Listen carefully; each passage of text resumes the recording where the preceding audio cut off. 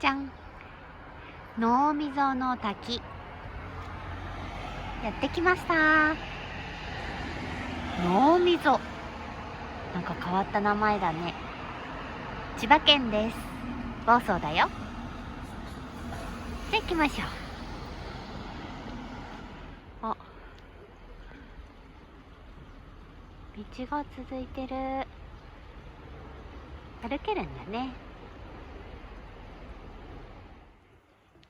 あ、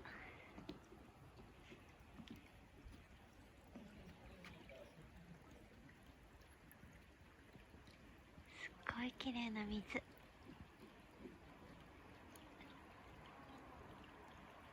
この水の綺麗な穏やかな空気が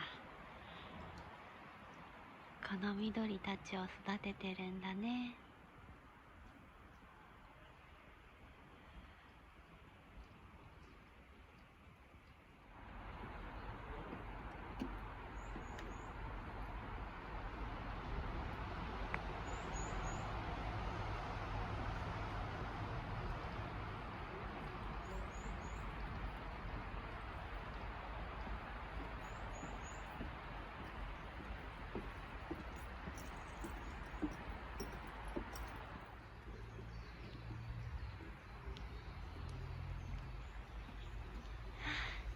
綺麗。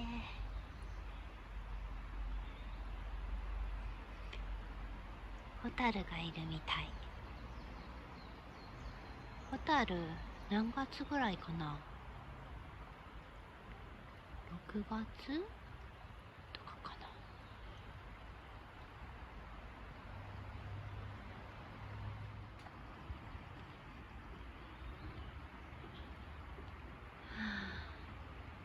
いい道。柔らかくそよそよ、優しい空気。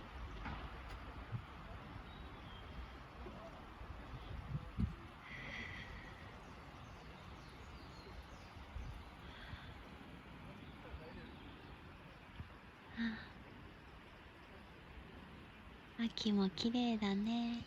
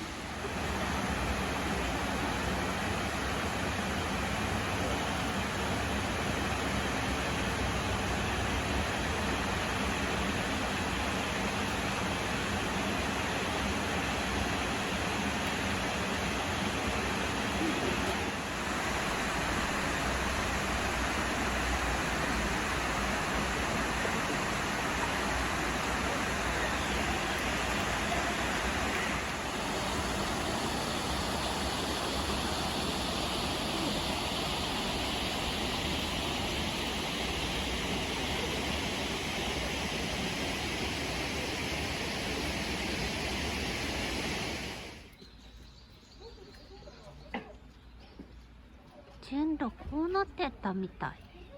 そっか。両方木道歩いちゃった。まあいいか。いい、気持ちよかった。こ